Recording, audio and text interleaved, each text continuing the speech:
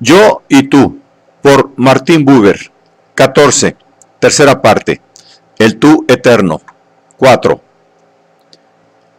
La situación religiosa del hombre, su hallarse ante la presencia, está caracterizada por su antinomia esencial e insoluble. La naturaleza de su ser determina que su antinomia sea insoluble. Quien admite la tesis excluyendo la antítesis altera el sentido de la situación. Tratar de representarse una síntesis es destruir el sentido de la situación. Tratar de hacer de la antinomia algo relativo es abolir el significado de la situación. Querer resolver el conflicto de la antinomia con otra cosa que con la vida es pecar contra el sentido de la situación. El sentido de las situaciones es que ella debe ser vivida con la totalidad de su antinomia y que ella no puede sino ser vivida muchas veces de manera siempre nueva e imprevisible, inimaginable e imprescriptible por anticipado. Una comparación entre la antinomia religiosa y la antinomia filosófica aclarará las cosas. Kant bien puede hacer de la antinomia filosófica entre la necesidad y libertad algo relativo, atribuyendo la primera al mundo fenoménico y la segunda al mundo noumenal, de manera que los dos postulados dejen de oponerse de frente y sellen un compromiso del mismo modo como se concilian los dos mundos en los cuales son valederos. Pero si yo considero la necesidad y la libertad no en mundos pensados, sino en la realidad de mi presencia ante Dios, si sé que estoy liberado y que al mismo tiempo todo depende de mí, entonces yo no puedo tratar de escapar a la paradoja que es mi vida misma. Entonces es inútil recurrir a algún artificio teológico para conciliar los conceptos. Yo estoy constreñido a vivirlos simultáneamente, y cuando se los vive, son uno. Los ojos de un animal tienen la capacidad de hablar un gran lenguaje. Por sí solos, sin necesidad de la ayuda de sonidos y de gestos, más elocuentes cuando absorben íntegramente en su mirada, los ojos expresan el misterio de su prisión natural, la ansiedad de llegar a ser. Solo el animal conoce esa condición del misterio.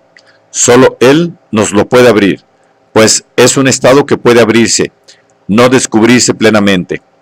El lenguaje que expresa este misterio es idéntico al misterio que en él se expresa, la ansiedad, el movimiento de la criatura entre el reino de la seguridad vegetal y el reino de la aventura espiritual. Ese lenguaje es el primer balbuceo de la naturaleza al primer toque del espíritu, antes de que ella se entregue a la aventura cósmica del espíritu que llamamos hombre. Pero ningún discurso dirá jamás lo que este balbuceo sabe y puede proclamar. Miro a veces el fondo de los ojos de un gato. El animal domesticado no tiene solamente de nosotros, como lo imaginamos a veces, el don de la mirada verdaderamente parlante. Ha adquirido el precio de su ingenuidad elemental, la facultad de dirigirnos esta mirada, a nosotros que no somos ya animales. Pero con esta facultad su mirada ha adquirido, en su aurora y desde su comienzo, yo no sé qué aire de asombro y de interrogación que falla al animal salvaje, a pesar de toda su ansiedad real. Es incuestionable que la mirada de ese gato iluminada al contacto de la mía me preguntará primeramente: ¿es posible que pienses en mí? ¿Lo que quieres de mí es verdaderamente otra cosa que entretenerme? ¿Es verdad que te interesas en mí? ¿Es que existo para ti? ¿Es que existo? ¿Qué es lo que viene de ti a mí? ¿Qué es eso que flota en torno de mí? ¿Qué es lo que me llega? ¿Qué es eso? Yo es aquí la perífrasis de una palabra que no tenemos y que yo designaría un sí sin ego. Y eso representa el flujo de la radiante mirada humana en la total realidad de su capacidad de entrar en relación. La mirada del animal, lenguaje de inquietud, se ha abierto muy grande y a su vez se extingue. Mi mirada insistió aún, pero no era ya la radiante mirada humana. El eje del mundo había girado. a la rotación del mundo que había introducido el suceso relacional, siguió casi inmediatamente otra rotación que le puso fin.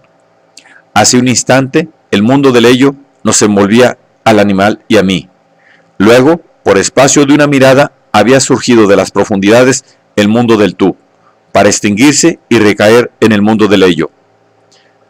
Relato este incidente, que he experimentado varias veces, a causa del lenguaje, de esta casi imperceptible alborada y ocaso del espíritu.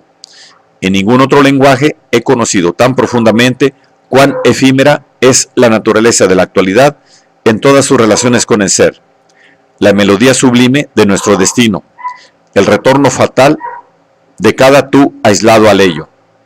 Pues los otros sucesos tenían, entre el amanecer y la noche, su jornada, por breve que fuese. Pero aquí, el alba y la noche se fundían cruelmente el uno en la otra.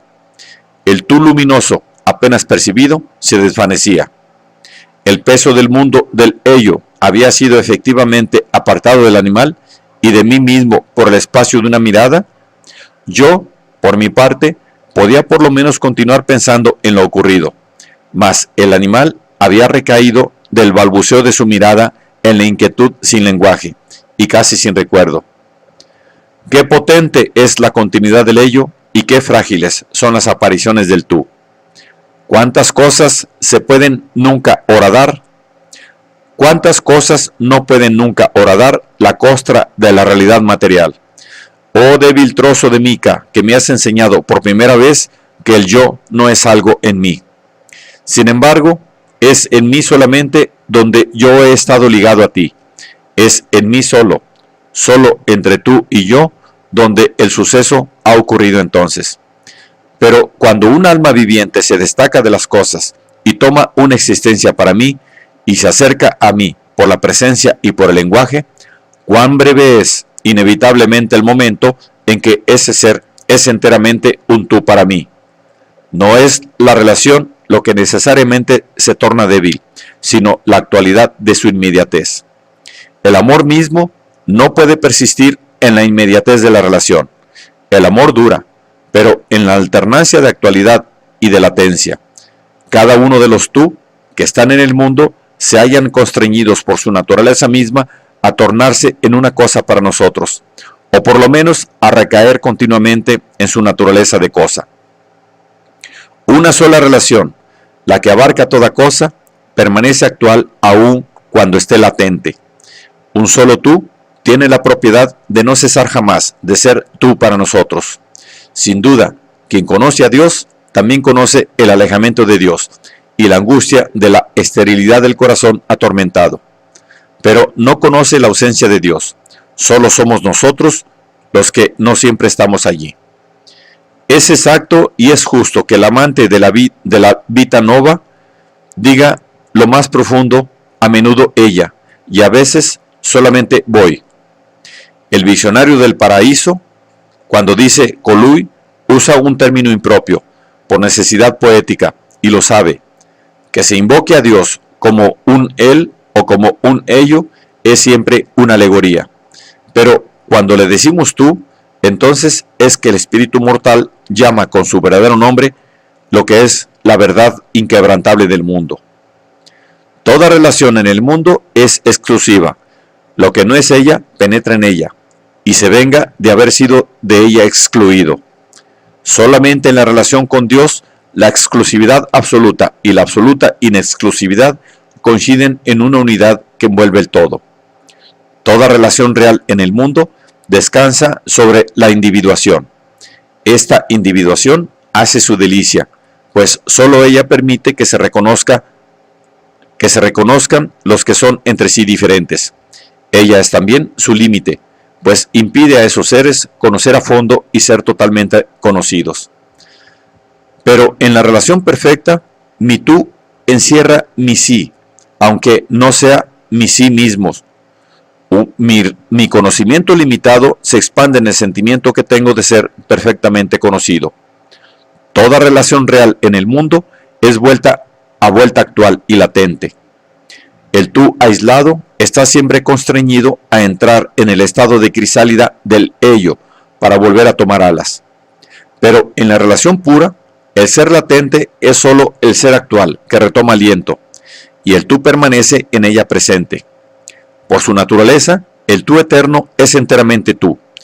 Es sólo nuestra índole la que nos obliga a entrar en el mundo del ello y ampliar el lenguaje del ello. El mundo del ello está engastado en el contexto del espacio y del tiempo. El mundo del tú no está engastado ni en el contexto del espacio ni en el del tiempo. Tiene su coherencia en el centro, donde las líneas prolongadas de las relaciones se encuentran en el tú eterno.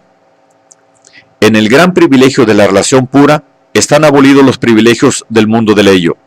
El ininterrumpido mundo del tú existe por virtud de este privilegio. Los momentos aislados de la relación se agrupan para formar una vida de solidaridad universal. Por virtud de este privilegio, tiene el mundo del tú fuerza formativa. El espíritu es capaz de penetrar y de transformar el mundo del ello. Por este privilegio, escapamos a la heterogeneidad del mundo, a la pérdida del yo y al dominio de los fantasmas. La reversión es el reconocimiento del centro y el acto de dirigirse hacia él. En este acto del ser resurge la sepultada fuerza de relación del hombre. La onda que conduce todas las esferas de la relación se hincha en torrentes vitales para dar vida nueva a nuestro mundo. Quizá no solamente a nuestro mundo, pues podemos percibir que la forma metacósmica primitiva inherente al mundo, como totalidad en su relación con lo que es el mundo, forma cuya naturaleza dual está representada entre los hombres por la doble naturaleza de sus actitudes, de las palabras primordiales del lenguaje y de los aspectos del mundo, se manifiesta en un movimiento doble, el uno que se aparta de la fuente primera, en virtud del cual el universo se sostiene en el proceso del devenir, y el otro de retorno a esa fuente primera, y en virtud del cual el universo se abandona en el ser. Estas dos partes del movimiento se despliegan, cargadas de destino, en el tiempo, pero están incluidas por gracia en la creación intemporal, que, de manera inconcebible, es a la vez liberación y preservación, abandono y ligamiento. La conciencia que tenemos de esta dualidad calla ante la paradoja del misterio inicial. El mundo de relación se construye en tres esferas. La primera es nuestra vida con la naturaleza. En ella la relación llega hasta el umbral del lenguaje. En la segunda esfera, la de nuestra vida con los hombres, la relación adquiere la forma del lenguaje. La tercera esfera es nuestra vida con las formas inteligibles. La relación se produce en ella sin lenguaje, pero engendra un lenguaje. En cada una de estas esferas, a través de todo proceso de llegar a ser, cuya presencia sentimos, tendemos la mirada a la franja del tú eterno.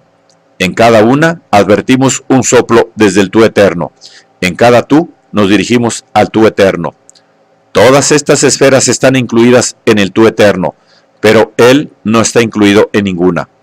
A través de todas las esferas irradia una presencia única, mas nosotros podemos, sin embargo, apartar del presente a cada esfera.